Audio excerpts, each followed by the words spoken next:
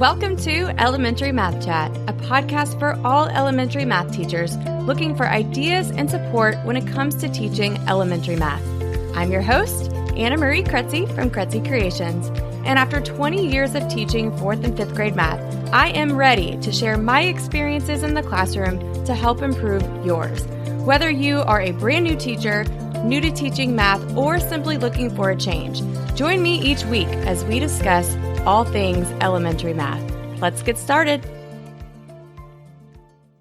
Hello, everyone, and welcome to another episode of Elementary Math Chat. I know a lot of you are on spring break this week, so congratulations for making it to spring break. I know that's a big accomplishment. Today's episode is part 2 in our test prep series. Last week, I shared what I did in the early stages of test prep, and this week, I'll share what I did the week before testing. If you've listened to the last few episodes, then you've heard me talk about my test prep kit, and so I'm going to share all of that with you today. So let's pick up where I left off last week. Typically, around the first week of April is when I would hold a test simulation day, and this really helped my classes get a sense of what the test environment would look like, what it would feel like, and it was also a chance for me to answer all of their questions about testing and for them to practice taking a test. Now, I didn't mention this last week, but something that saved me a lot of time was I did not manually grade these tests. I had them enter their scores in an online program, and this program is something that my district had.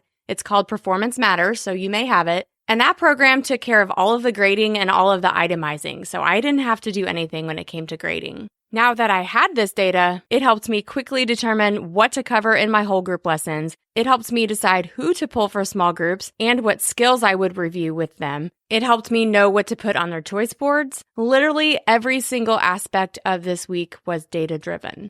Now, there is a lot to cover in this episode, so I'm going to break it down into 3 parts. I'll first start with what I did for my whole group lessons, then I'll go into my small group activities, and then I'll end with what I did for choice boards.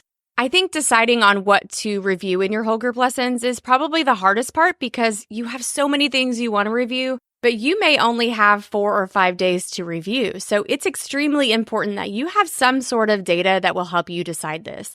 What's nice about the Performance Matters data is it color codes it. So all the red questions were ones that I needed to address in my whole group lessons and do a good review of those. If it was green, it was good, and I didn't really need to address that in my whole group lesson. They were pretty much the same skills every year. They were always going to need to review line plots and interpreting remainders and multi-step word problems. So for the most part, I could use the same lessons from year to year and just update them as needed, and that was nice. One thing that was really helpful is our students each had their own test prep workbook that came with our math series, and that's what we used for our whole group lesson. So I was not creating lessons from scratch. I was just using what was already provided. So that covers my whole group lessons, and again, I just looked at my data. If I had a lot of kids miss something on 2-digit multiplication, then I knew I not only needed to review that question, and maybe it was just a bad question. Sometimes that's the case. But I also needed to review that skill in my whole group lesson. For my small group activities, I once again looked at the data, but this time I looked at the yellow questions. So those were questions that maybe 7 or 8 students missed. Those are the skills that I would review in a small group setting, and just for those students.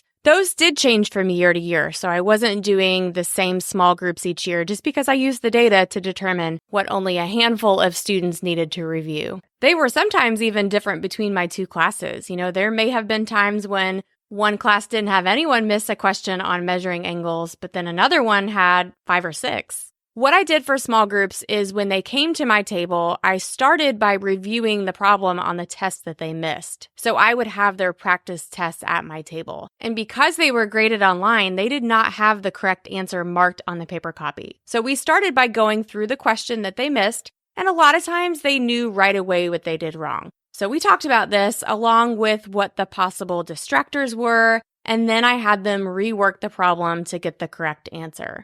After that, I gave them either a few task cards to complete on the same skill, or I had problems written on the board for them to complete. So these were pretty quick. I'd say maybe 10 minutes they were with me, and that way I was able to get through a few different groups in one day. Now, I actually did not pull these groups during my normal math block, and I'll explain why I did this in a bit. But the week before testing, I ended up extending my math block into my science time, and that's when I pulled my small groups. So I had about 2 hours each day, and that is the only way I was able to get all of this in. If you have that flexibility, you might want to consider that. So that takes care of my whole group lessons and small group activities. So let's move on to what my choice boards looked like, because that made up a huge portion of their test prep. We take the TCAP test here in Tennessee, so I took the letters of TCAP, TCAP, and I made a choice board around it. I ended up renaming it as an activity board instead because I kind of liked the sound of that better, and it made them think they were doing something totally new. But the T stood for teacher check, C stood for computer, A stood for at your seat, and P stood for partner math. Now, I know not everybody teaches in Tennessee and gives the TCAP test. That's actually why it took me so long to put this on TPT, because I knew it would only work for Tennessee teachers. So last year I went back and I made a few changes, and now the acronym is TEAM, and I call it the Teamwork Activity Board. So the computer station is now named Electronics, and the partner math is now named Math with a Partner. Same activities, just a different acronym, and I actually like this name better because it takes teamwork to prepare for state testing. Now, I did mention my test prep kit a little bit earlier, and the Teamwork Activity Board is part of that, along with all of the printable and digital activities I'm about to mention. I'll go into further detail a little bit later about the test prep kit, but I wanted to tell you that on the front end, just so you didn't think you had to make all of this on your own. It is all included in the test prep kit. So let me give you a little glimpse into how this Teamwork Activity Board works. Their goal was to earn as many check marks as possible by the end of the week, and they earned those check marks by completing the activities that are listed. So the T stands for teacher check, and this is where I would go around, and when I saw them really trying hard and staying on task and putting forth the effort that I expected, I gave them a check. So this wasn't an actual activity, it was more of a motivator for them. They were always really excited to get a check mark in that section, but they had to earn it. If I walked around and they were off task and slacking off, they wouldn't get a check mark. The E stands for electronics, and these were review boom cards that they worked through. The nice thing about boom cards is they are self-checking, so I did not have to grade these. What I would do is have them show me their score, and if they got a 75 or above, I would give them a check mark. I was not going to give them a check mark for a 40%. But I was a little lenient just because there's more questions and some of these are pretty challenging. The A stands for at your seat, and these were worksheets that they did on their own at their seat, and they were all word problems because we needed to review those. And the final letter M stood for Math with a Partner. These were also worksheets, but these were different because they had a column A for one person to complete and then a column B for the other to complete. When they were finished, they would check over each other's work to make sure it was correct. And if it wasn't, if they noticed their partner made a mistake, then they would work together to fix the mistake. So when they finished one of these worksheets, they brought it to me to check, and I had a set of answer keys that helped me do this really quickly. And I gave them a check if they either got them all right or if they missed one. If they missed more than one, then I wrote how many they missed, like I would put a -2 or -3, and I would give it back to them. Once they returned it and it was correct, they would receive their check mark. And since I didn't have small groups going on, that meant I was able to get all of the grading done within the class period. The final piece of this is to decide what skills to put on the choice board. And this time I looked at the questions that were in the red and the yellow. I also made sure that the skills I put on the choice board were considered a major work of the grade because those were the skills that were going to be covered more heavily. So I included a lot of fraction concepts, computation, especially multiplication and division,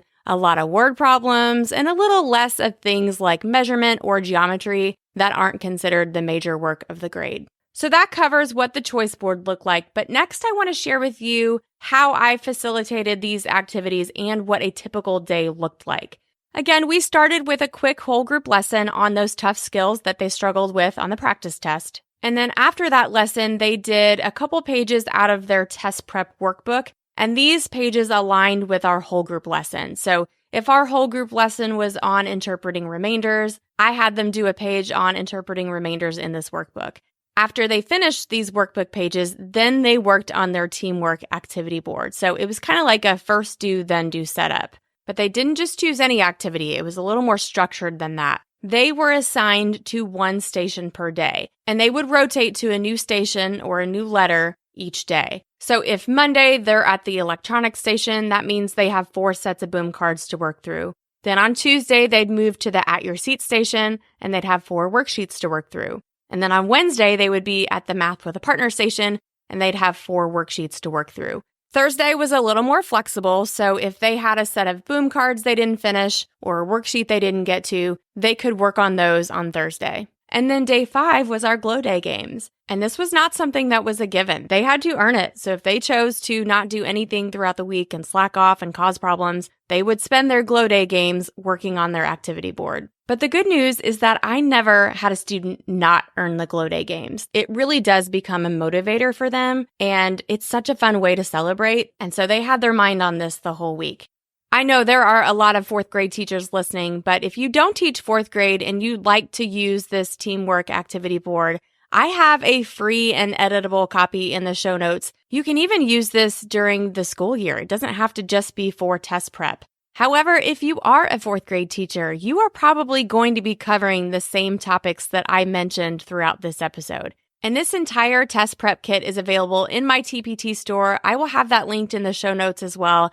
It includes all the printable and digital activities that I mentioned. So you get 4 days of PowerPoint lessons that are already made for you. You get 4 sets of test prep boom cards. You get all of the worksheets included for the partner math and the At Your Seat. And you'll also get the editable choice board that you can customize, along with a spreadsheet that you can type your student names into, and the letters actually move. So you don't have to change the student groups every day. You just move the E to the A and the A to the M and the M to the E. I call this kit an all-inclusive kit because it really does include everything, and it was by far the most successful way I ever prepared my students for testing.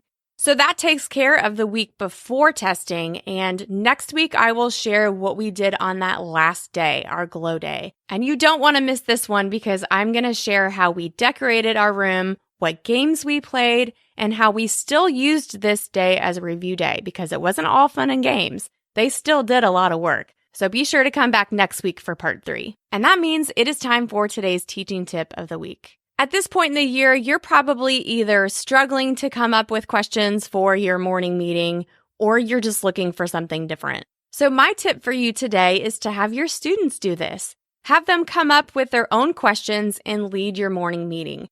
Post a schedule in your room so they know when their day is coming up, and I would give them at least a week's notice so they have time to prepare. And then after that, you are all set for the month. You can sit back and relax and enjoy someone else leading morning meeting for a change. Speaking of sitting back and relaxing, I hope that's exactly what you're doing. Enjoy your spring break, whether it's this week or next week, and I will see you next Tuesday for part 3 of our test prep series.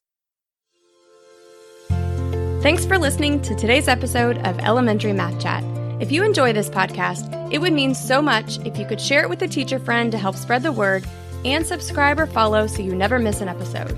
For more information, be sure to check out the show notes with links to related blog posts and resources.